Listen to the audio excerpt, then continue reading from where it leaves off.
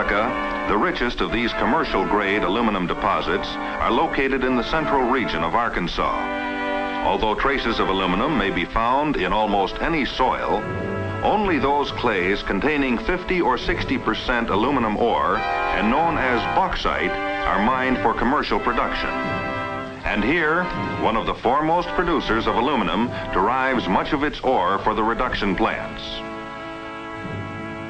In order to ensure a constant and uninterrupted supply of this raw material, Reynolds, some years ago, pioneered the development of extensive aluminum ore deposits in Haiti and Jamaica.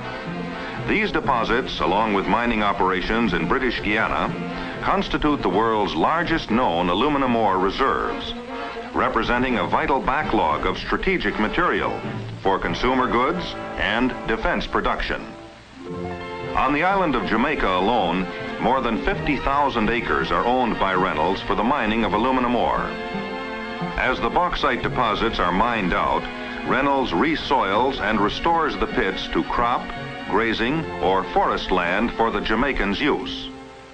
Mining of aluminum ore in Jamaica is primarily a huge earth-moving operation, and for the islanders, the mines have meant new jobs and a sounder economy. After leaving the mines, the aluminum ore travels on a breathtaking journey over 6 miles of aerial tramway to the sea.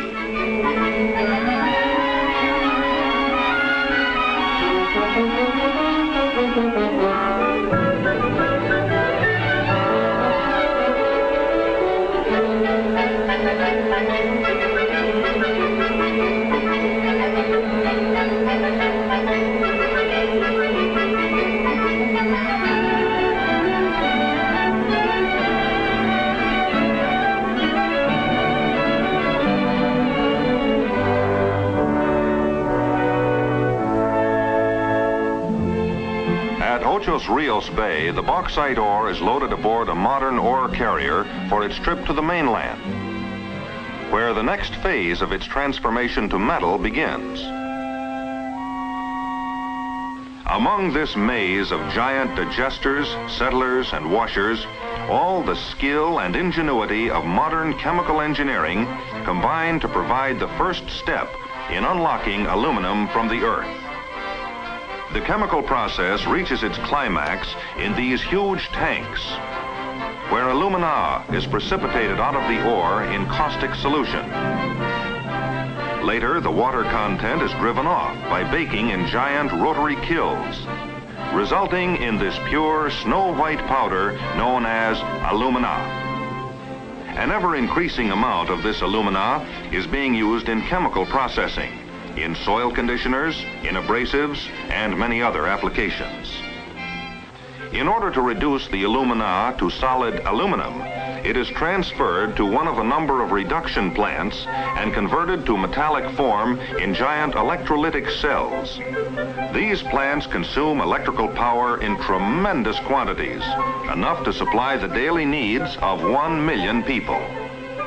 About 1/3 of the required electricity is generated at Reynolds plants, and the rest is purchased from outside sources.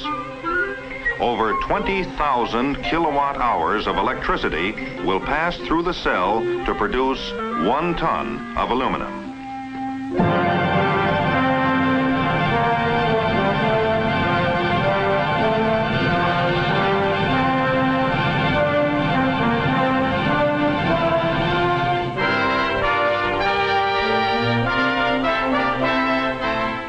Modern operation, some of the molten aluminum is transferred directly to a customer's adjacent foundry, where it is poured hot into the customer's holding furnace before casting.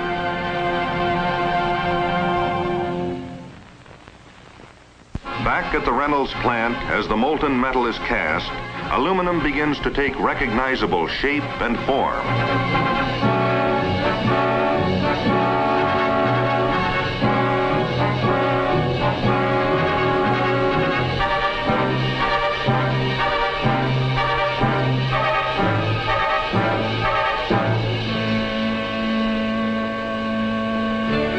After casting, the pigs are alloyed with small amounts of other metals to give them the right combination of properties.